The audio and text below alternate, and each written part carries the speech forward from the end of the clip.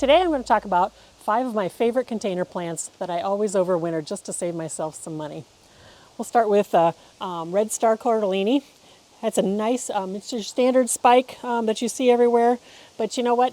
They start off little, but if you overwinter them for a few years, you can get a pretty good sized plant. Now I just leave mine right in the container I grew it in outside, but you can also dig it up and repot it and bring it inside. Put it in as much sunshine as you can, but watch out for spider mites and mealybugs because they'll be a little bit prone to that. So give it a good wash off with some soapy water before you bring it inside, and every once in a while you might want to spritz it down with some soapy water just to keep those bugs at bay. Next up is Dianella or Flax lily.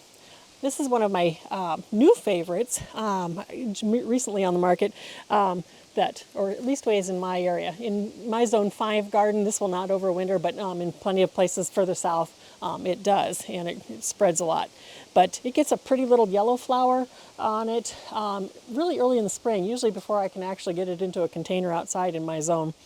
But I like that it's easily you can divide it, so I'll probably divide this one and have 2 next year. And I just put it in a bright spot, keep it well watered, much like a house plant.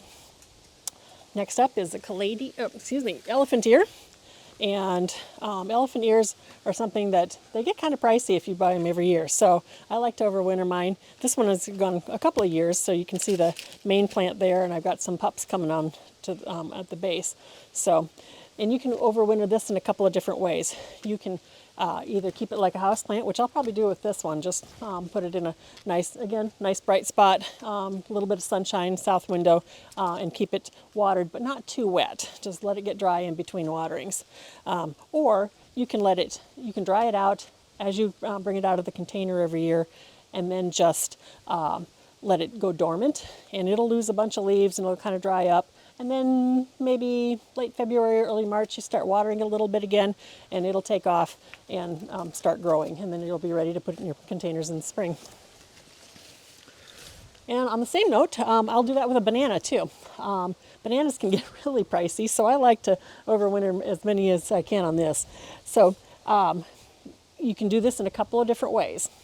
If you've got enough sun, like a sunroom, or I've overwintered this in our office atrium before, just bring it in, set it on a pan so it doesn't drain and leak water, and then just water it periodically. Keep it a little bit on the dry side so it doesn't get rotty and mushy.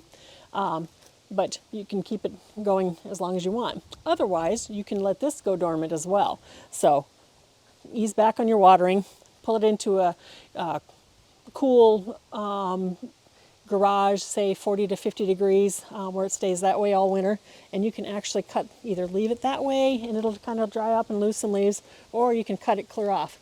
And about 6 inches to a foot tall, just shear that back and let it go dry. You might water it just every once in a while in the wintertime just so it doesn't totally get bone dry. But you might leave the top leaf on that just so it has a growing point, but otherwise you can cut it all clear back. I even have some impatiens in this one. And then my ultimate favorite container plant that I always save every year is Leopard Plant. And this again will grow as a perennial in southern zones, but in my zone, not going to happen. So I will pot it up into a big container, treat it like a house plant, nice bright spot. It won't bloom for me outside in my zone, but it'll get this cute little yellow flower in the like November or so, and December. So that's always kind of fun. But you'll lose some leaves, and also watch out for mealybugs on this particular plant. But once spring comes, you can pull it out. You can take a good sharp knife, split it in half, and you've got 2. So those are my tips and my 5 favorite container plants that I like to overwinter just to save myself some money.